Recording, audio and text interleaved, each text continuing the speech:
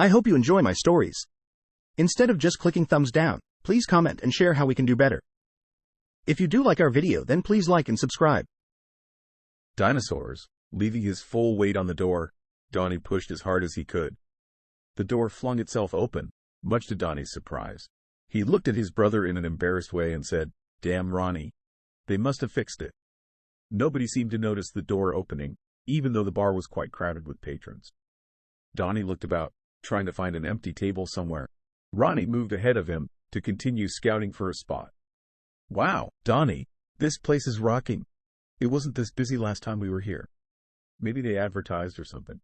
Oh, look, over there," Ronnie said excitedly, pointing to the far wall where there seemed to be an empty table. He made a mad dash through the crowd to get to the table before anybody else could. Donnie just shook his head. "It's like dealing with a child," he thought as he made his slow migration through the bar. Finally arriving, he noticed Ronnie had commandeered all 4 chairs and was sitting at one of the outside ones. Ronnie's t-shirt had come untucked from his loose-fitting blue jeans. He had tried to get Ronnie to dress like him, but he refused. He even bought him a nice suit for his birthday. Casually, he sat down opposite his brother, adjusting his tie and smoothing out his expensive gray suit. His eyes roved the room, in search of a waitress. He noticed her about the same time that she noticed him. She held up a single finger in a gesture of, "I'll be there in a minute." Ronnie was looking everywhere, then up at the ceiling. He scrunched himself down in his seat and wiggled a bit to get more comfortable. "There's way more light here this time," he said matter-of-factly. "Yes, Ronnie," Donnie said quietly. "It's a lot different than the last time we were here." Annette had made her way over to the table and was now standing between them.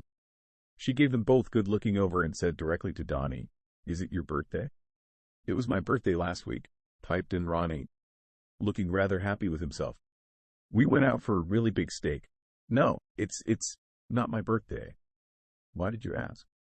Donnie said in a confused tone. "Well, you're all dressed up like the birthday boy, and I just assumed that was the case. Anyways, the special tonight is tandoori chicken. I didn't know you served food. Last time we were here, they didn't seem to," Donnie said. "Are we going to eat, Donnie? I thought we were just going to have some beer." "Well, beer for me. I know you like fancy drinks." "They are not fancy drinks, Ronnie. It's just hard alcohol with juice or pop. Nothing exotic about it." "Did you want to see a full menu?" Annette asked. Looking up at her, Donnie inquired, "Do you have burgers and things like that?"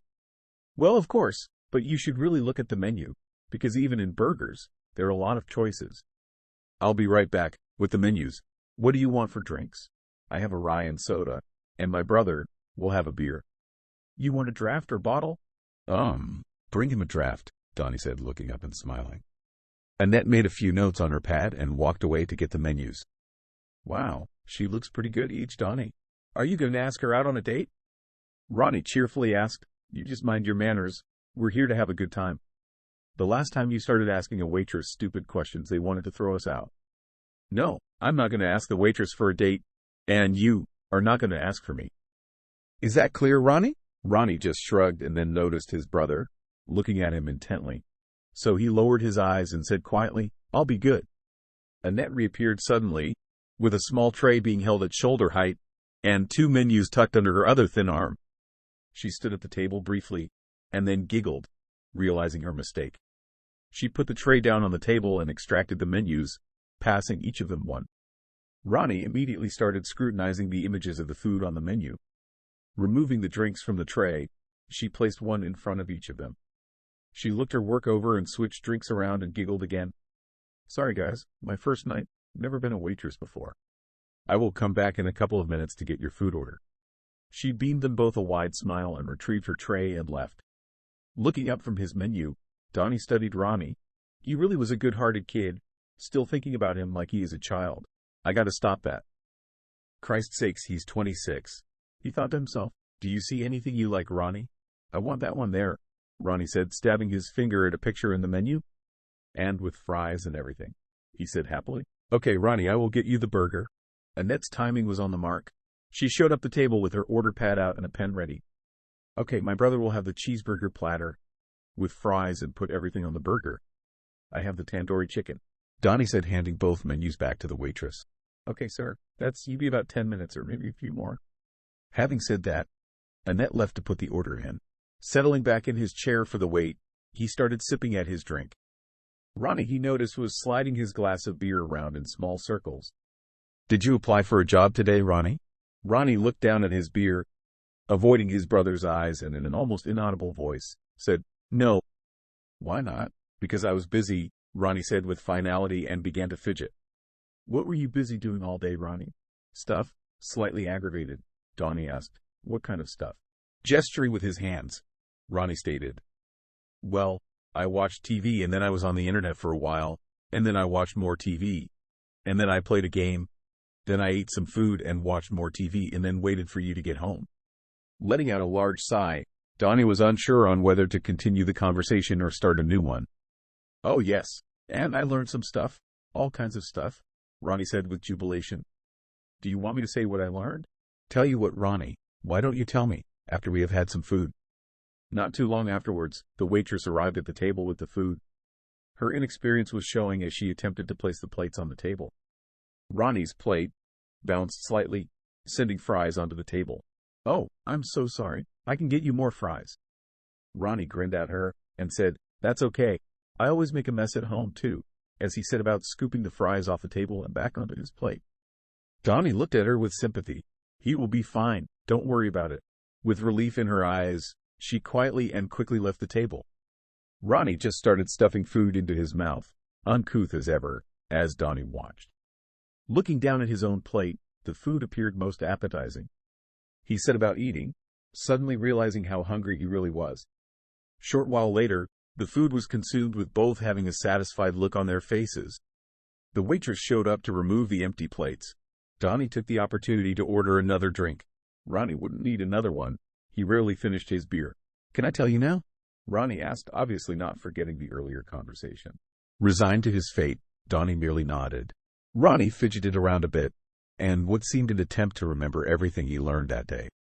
"I was watching TV, and there was a documentary on the Earth. It was about how old the Earth is. They said it's only 10,000 years old." Ronnie paused, taking a breath. "What? The Earth is older than that?" Donnie injected into the conversation. "No, they said their scientists said that they did all the calculations, and that is only as old as it is. And we had dinosaurs 10,000 years ago too. They said that, in some book, Genesis, I think, God created everything in 7 days. And that means that their calculations can tell how old everything is now. I would like to see dinosaurs. They are really big and green with long tails. Where did you see that on TV?" Donnie asked with exasperation, hoping that his brother hadn't taken to starting to watch the religious channels. "On BBC, Ronnie stated as fact. "You mean PBS and not BBC? We don't get BBC. That's British programming. Just because you have seen it on TV doesn't make it real or factual. We have discussed this before. Not everything you see is true," Donnie attempted to explain calmly. "Well, they said scientists said it. I don't think scientists are allowed to lie," Ronnie said with a tinge of anger in his voice. "Ronnie, that is just their theory. That particular theory has been debunked hundreds of years ago. We have carbon dating and all kinds of other ways to determine the age of things. It's not so much that they are lying. They believe what they're saying in spite of the fact that the evidence is against them," he said in a harsh tone. "But they said they could prove it," Ronnie said with dejected attitude. John, sitting a few tables away, had noticed the particular conversation. It had now drawn his interest. He left his drink on the table and proceeded to where the two sat. "My new friends, perhaps I can inject some wisdom in this," he said as he approached. Donnie looked up to see what the intrusion was all about. John casually moved one of the chairs back so he could easily sit down next to Ronnie. He methodically examined both individuals in a non-threatening manner. He leaned over towards Donnie and asked, "What's wrong with your brother?" Taken aback, Donnie retorted, "There's nothing wrong with my brother. Just a little slow and gullible." With concern in his voice, John responded, "Can't they fix that?" "It's not a damn disease, you know," Donnie responded with agitation. "It was not my intention to insult it in any way or cause you agitation or discomfort. I'm just at a loss of why he cannot be repaired," John said in a very soothing mode, in an attempt to take the animosity from the situation. He shifted his attention to Ronnie. "What is your name, my friend?" "I am Ronnie," he said very proudly. "Okay, Ronnie, Let's see if I can put this simply so that's easy for everyone to understand. Some people believe things that are not true. They don't know that they're not true. Some refuse to accept the evidence that doesn't support what they are thinking. Now, I, for sure, can attest to the fact that this planet is billions of years old. Most of your science will have also pointed at this as being a fact. The most important thing for you to understand is that most things on TV are not real at all. Most of the time they are just actors and nothing more. Do you understand what I mean? John inquired. John's words seemed to have an impact of both of them, causing them to relax into a comfortable attitude. I'm not really sure. Do you like cartoons, Ronnie?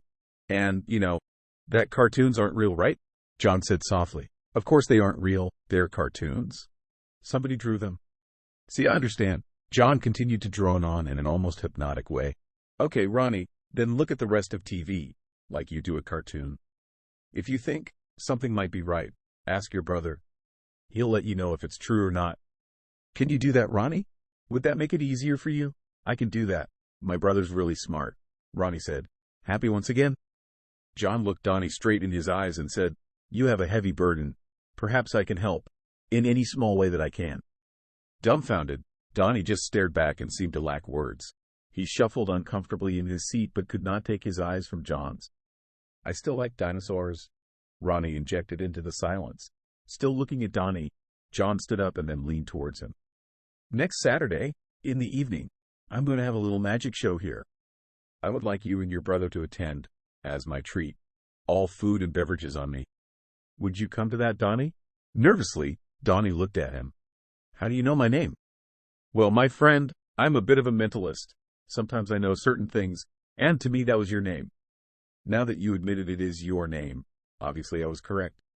However, back to the original question, John said smugly. Donnie, I like magic. More than dinosaurs. You have to bring me. I'll be good, and I'll sit still, and I'll just watch, Ronnie pleaded. Okay, we'll come. What time is the show? Well, we should be starting around 9 p.m., and I think you'll find it be a rather excellent show, John stated, adjusting his flamboyant red suit. I'll see you there then, and I'll arrange for a front row table for you and your brother. Winking at Ronnie, he made his way back to his own table. Finally, sitting contentedly at his table, he readdressed the scotch he had left behind.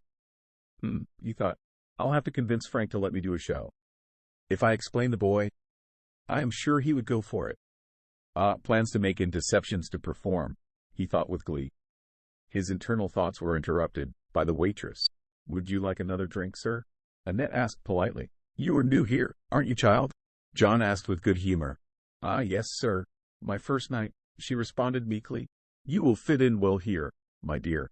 Tell Frank to give me a fresh scotch from the bottle he hides at the back, behind the other bottles.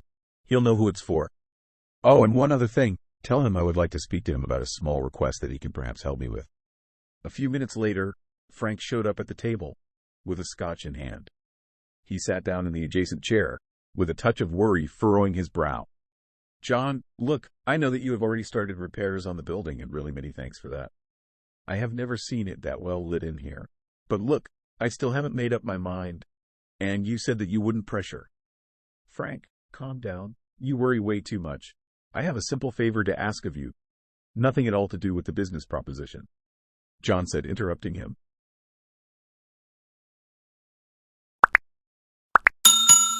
I would like to thank you for watching the video to the end. To encourage us to make more videos, please like, subscribe, comment, as well as share. Check out this other video if you haven't already.